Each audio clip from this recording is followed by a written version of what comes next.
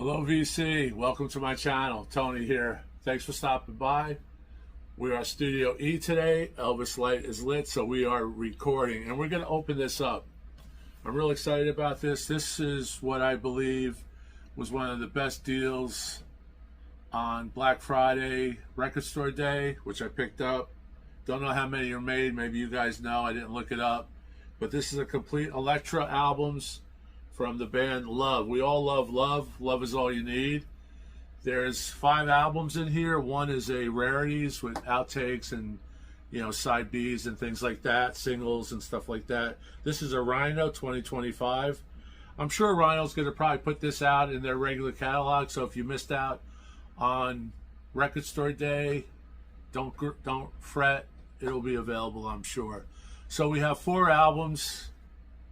And we'll open this up. But I also want to show my original Love albums that I have. Here is DiCapo, Love. There, I believe it's his second album. Here you have a stereo sticker.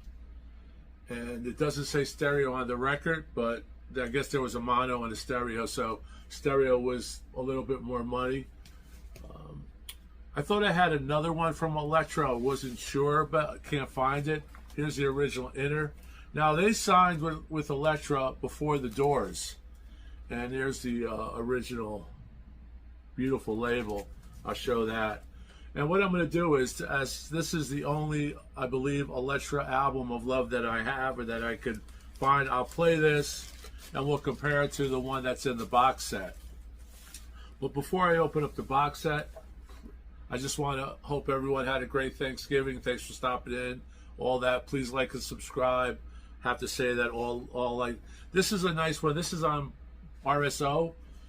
They actually went to, after Elektra's contract was up, Arthur Lee was very difficult to deal with from what I understand based on some some videos I watch and things. I don't know much about him, but he was an innovator, man. He was up there with Prince as far as instruments, running a band. He was the manager of Love. There were so many incarnations of Love. I am not even going to attempt it. They were one of the first mixed bands, 2 black dudes and I guess 3 white dudes or 2 white dudes in the original lineup. So that was something very unique in '65 and '66. So this album is called Real Love, Real to Real, and this is on RSO. But before RSO, they went to Blue Thumb, and this is their Blue Thumb album. One of them. There's actually, I believe, a couple, and you can see there.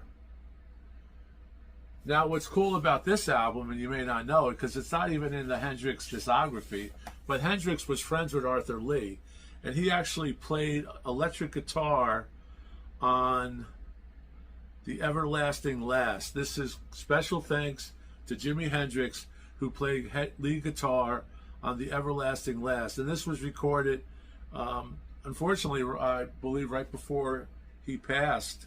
Obviously, it was before he passed, but around the same time.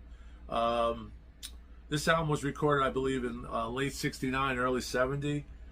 And it's a great album. So we're going to listen to this as well. Haven't heard it in a long time. And bear with me, we will open up the new one. And this is the Blue Thumb label, as you know. These records are in pretty good condition. I did not buy these records new.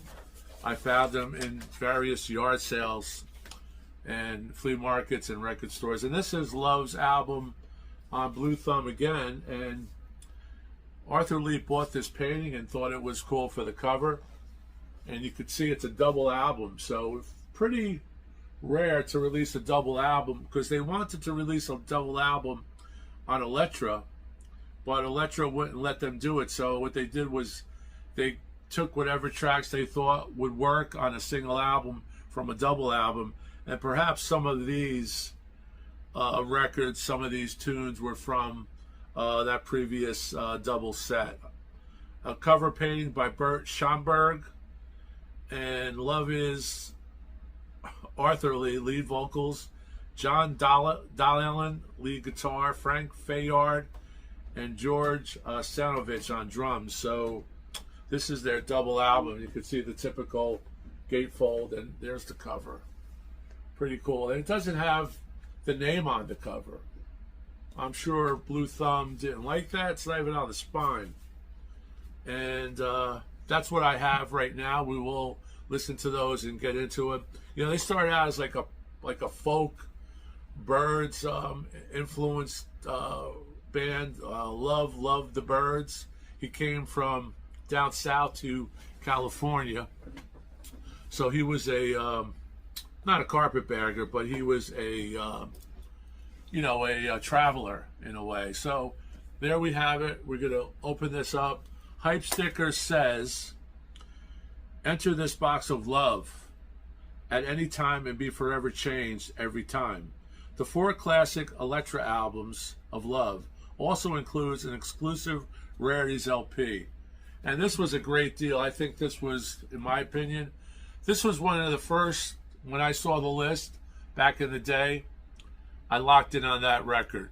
Locked in on it, and Sean was able to get me one. Thanks, buddy. Okay, so we will cut this open and we will review it later.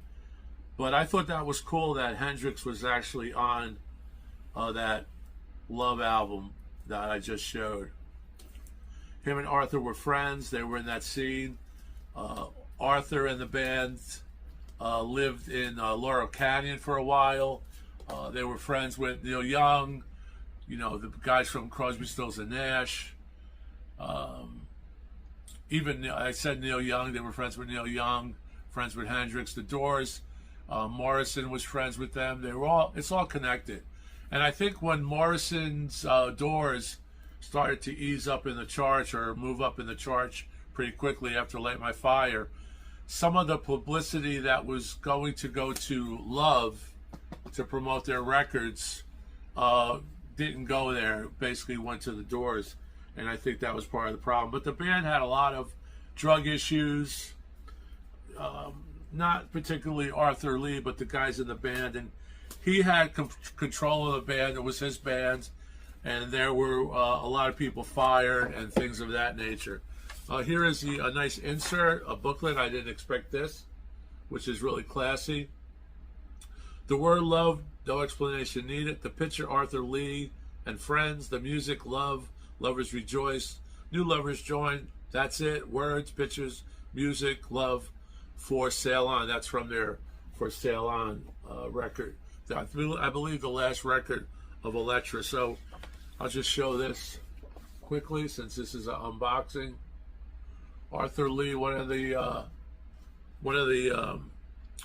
pioneers and giants of early 60s rock. So they went from like a folk rock. They didn't have a style, folk rock, very cool guitar.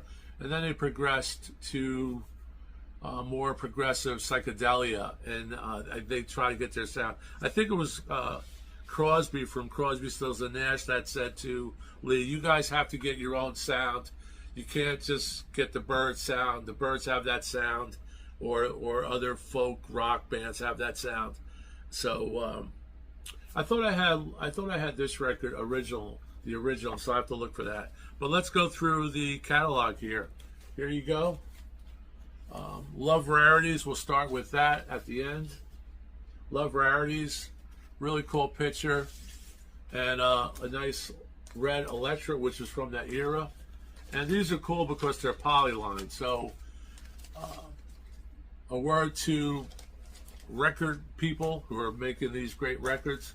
Polyline the sleeves. But the jackets are really great for the price. Rhino does a great job. So here you have stereo, Love Rarities, and I won't go over all the tracks, but B-sides, alternate tracks, session work. So pretty cool. Wow. And here we have their last album on Elektra. We'll work our way back. For Sale, playing on words there. But I think the bands got more progressive and more complex. They were going to use some session men on this, but maybe they did. I believe Neil Young was set to basically produce this, but that didn't work out. So you have this produced by Arthur Lee and also coordinated by Jack Holtzman, who we all know from Elektra. So pretty cool cover artwork. Let's see if there's a inner, just a regular inner on Elektra. Pretty good stuff. Here we have Forever Changes. This was reissued a number of times. This is one of those greatest 500 records of all time from Rolling Stone. Also one of those records, 1001 records you must hear before you die. So now you got a chance to hear it before you die. And I'll talk about that. So a great painting. Don't know who did the painting. All songs written and sung by Arthur Lee. And it was funny because Arthur Lee was a black dude and he sounded white. And they kind of said to him, man, you got a mixed band, but you sound like a white band. And that was cool because all the white guys like Jim Morrison sounded black. So Arthur Lee was, like I said, exceptional. I put him up there with Prince as far as a master of everything and a master of all. Just a master. He played keyboard, guitar, harmonica, accordion. Just a really, really talented. Died too young, I believe at 61, from some form of cancer. He was actually still playing music. There's some great videos of him online. So Forever Changes. See what the label is. That's still a gold. Great job, Rhino, on reproducing these. We'll pull this out. So if you haven't picked this up, and if it's available on the secondary market, look for it, because this was one I locked in on. I'm really happy that Sean got this for me. Here's the one I have, Da Capo. I have that, so we could compare the covers at least, if I could find it. Da Capo, where is you? It's hard without a producer. Let me see, Da Capo. Bear with me, reel to reel. I will find it. Here is my original. Really in good condition. Here's the original label, which is a clone. And this Love logo, I believe it has images of a male and female. Maybe, someone could explain that. Please like and comment. I really love the comments. I answer every comment. Not that I'm overwhelmed with comments, but please comment. This is cool. This is not what they should have gave you this in that, but I regress. So here is the two covers, original and really nicely done. The back is exactly the same, except that this is weird. This says mono on the jacket, which is why there's a stereo here. Here's the back.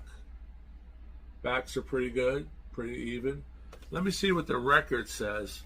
And the record says stereo. So this is a mono jacket with a stereo sticker, but that's how they roll. Here's another one. Now, what's interesting about this one, this is Love's first album. Da Capo is the second album. And you see anything similar there besides the band? They went to the same location. This was a burned out building up in the hills of California. I believe this is a fireplace of that building that was in ruin. And they did both photo shoots at the same location. Don't believe the photo shoot was an old photo shoot. The guys looked different. They had like weird Beatle hairdos. 1966, man. It's Brian, Arthur, Snoopy, John, and Ken. I believe it's the first, second. So there's the cool record. And this is produced by Jack Holtzman. Engineer was Bruce Botnick, who of course went on with the Doors as well. So, and there's that gold Elektra, which is similar to that. So hope you like this. Thanks a lot. Please like and subscribe. And we'll be seeing you soon. Hope everyone has a great weekend. A lot of football on today. And stay tuned, because I will be listening to these and giving you my impressions. I kind of have that feeling based on what I looked at, and based on that, it's a Rhino. Rhino is, some of the best. They do some of the best reissues that money can buy. So thanks a lot. Keep rocking. Stay safe. We'll see you later. Ciao. The stereo, the mono, back to mono.